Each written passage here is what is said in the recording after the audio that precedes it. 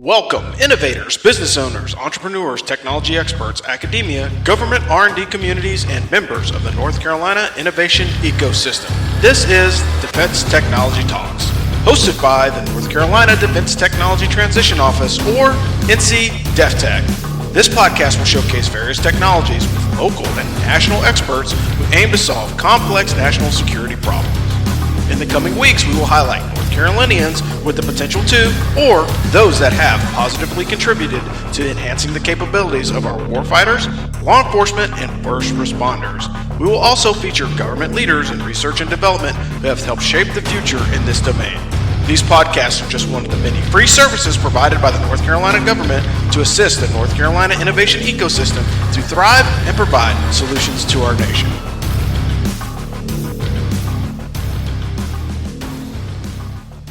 Good afternoon, ladies and gentlemen. This is Rob Robinson with the North Carolina Defense Technology Transition Office, or DEFTECH, and this is your next episode of Defense Technology Talks. I have John here from Everblue. Not going to steal any of his thunder, so I'll let him tell you about himself.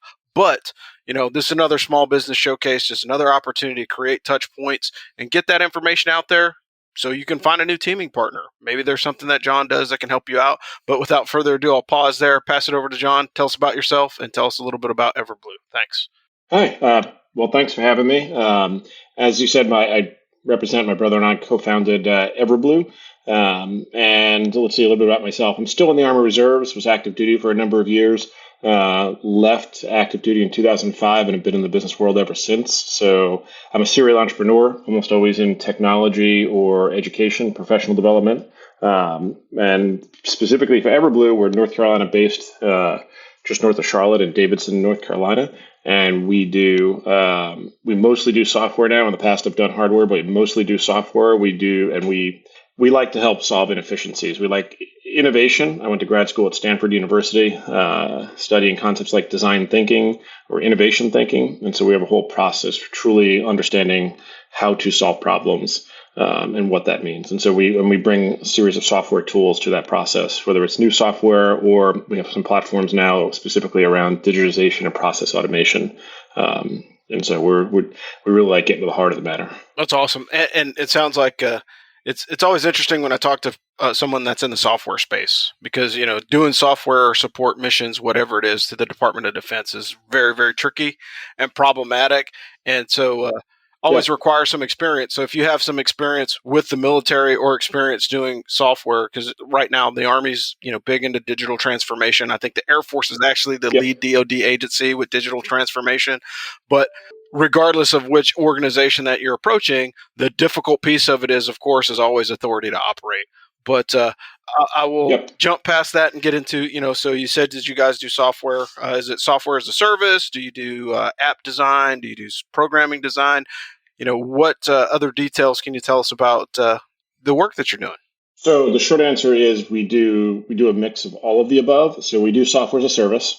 A lot of times the agency or the department we're working with has a vision where they want to solve a problem, and software is a piece of that solution. And then it turns out, like you said, all the encumbrances. We've worked with DoD for years, and a lot of times they can't get out of their own way, and so they intend to host it. And then they're like, you know what? We really need this done now. Can you host it? And so we wind up hosting it in GovCloud, or so it becomes a SaaS solution, even if it's not intended to be. So we've done. We can also push it to organizations. So we've done all of the above. Ultimately, the software is a tool to solving a problem. So we're very problem focused. And that could be whether it's because you need to integrate data, which is something that the DoD struggles with really. I mean, that's a huge issue right now. You got so many legacy databases, so much information that's out there, tying that all together. Or whether it's a lot of what we do is process automation. So you talk about digital transformation. If anybody's ever submitted paper forms in the military and tried to track their statuses, I just shake my head, because half of my life as a reserve officer is chasing paperwork or access. Yeah, that's very true. And managing and cutting down the pile of paperwork is always a huge issue. And again, as we move closer to cloud management or closer into to more advanced technologies, why not get rid of paper? We talked about that years ago, and those of you guys that are old enough to remember the Dennis Reimer digital library, when they're like, hey, we're getting rid of all the field manuals and digitizing them. And that worked for certain things, but there are a lot of applications Oh like yeah. maintenance or other requirements that like you still need the tech manual in some capacity, whether that Yep. be in a digital sense or some other format. But I think that's one of the shortfalls that the government has always had is like, hey, look, we want to get rid of this, but there's usually no plan of execution to get the next thing in Yep. place, and that's always problems. And specifically within the DoD, you can't always rely on the network. You can't always rely on having internet access. Whether it's because you're in the field or whether it's because of an adversary, there's multiple reasons, and so you have to design for multiple use cases for having connectivity, for not having connectivity, and so there's added challenges that come in specifically in the DoD context. Yeah, for sure. And I mean, one of the other things is you see like some very incredible technologies out there that are very capable, and then all of a sudden, like, well, we still got to do swivel chair. Because if there's not a cross-domain solution, I can't go from, Yeah. I can't go from my unclassed system to my classified system or to my top secret system. So there's always those different layers of solution providing. So it sounds like Everblue provides a little bit of all of that, which is great. Do you have any commercial use cases that you're looking at, or are you stick to DoD? We do. In fact, the bulk of our business is commercial, and in terms of the dual use technologies, we bring commercial solutions to the government, and not just DoD, but state and federal agencies.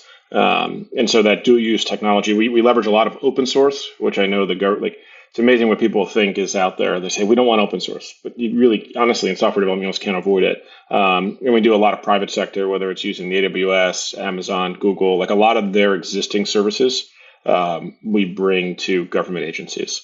At the end of the day, they want their problem solved, and they've got to meet all of their cross-functional requirements for security, for compatibility, for future upgradability. So that's the short answer is yes, we do all of that. So And we do, and the dual use technology is almost exclusively what we do. And that's great because again, one of the difficulties that a lot of founders, especially in the small business arena, like if I have one or two people, I'm not chasing that next big horizon. I'm thinking about like how do I knock out just the small piece of what I'm doing, and so from the dual use perspective, I tell people all the time, like one of those is going to keep your lights on while you're waiting to hit the big DoD contract, and I think it's striking that balance between the two of them.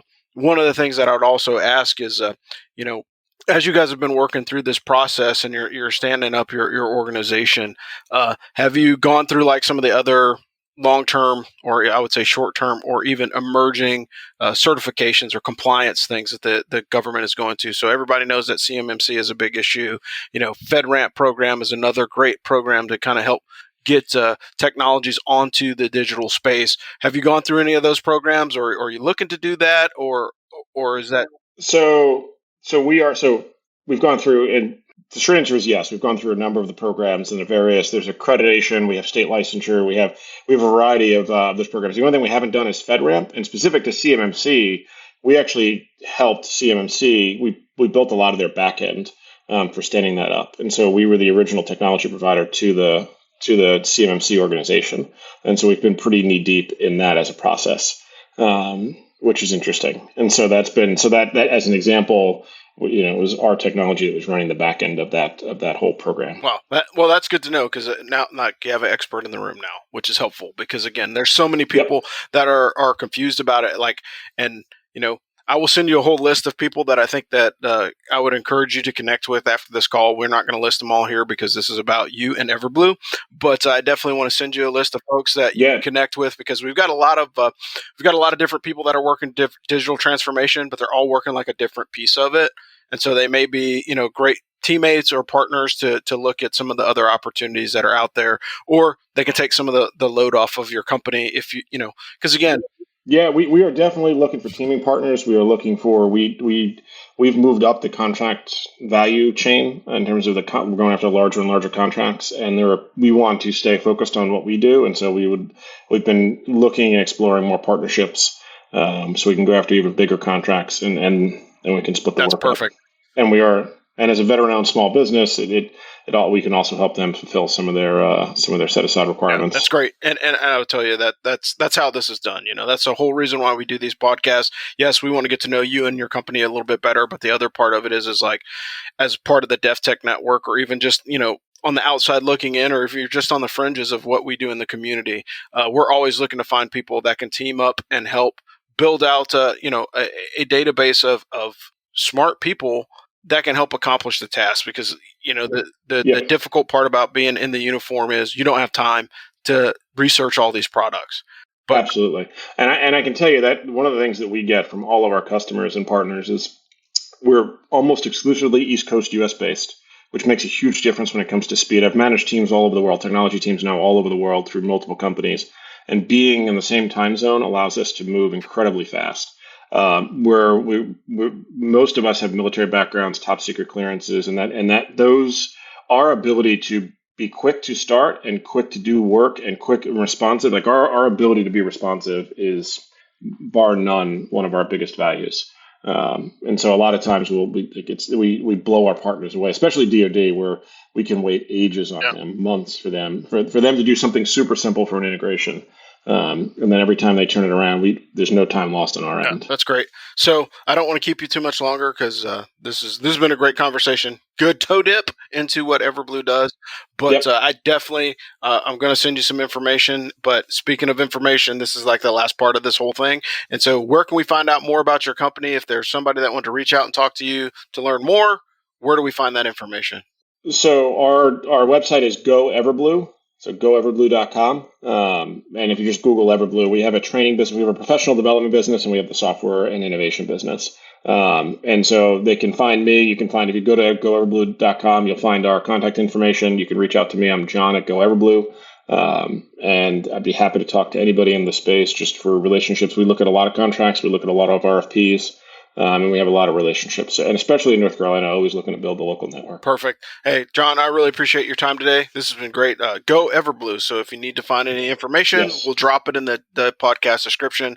But definitely going to link you up with some possible teaming partners. And hey, if you're in the North Carolina innovation ecosystem and you need some software stuff to get done, always look for those people that hey, they're the experts. They do it all the time. And if they don't know, I'm sure if they don't know if they can solve your problem, they know somebody that can. And that's the most important part of just building a network of multiple people that can talk over a problem set and get to a solution sooner rather than later. But without further ado, we're going to wrap this thing up. My name is Rob. I've been the host of Defense Technology Talks, and this is John from Go Everblue. And we will talk to you guys next time. Thanks. Okay, great. Thank you. Thanks for listening to this week's episode of Defense Technology Talks, hosted by the North Carolina Defense Technology Transition Office, or DEFTECH.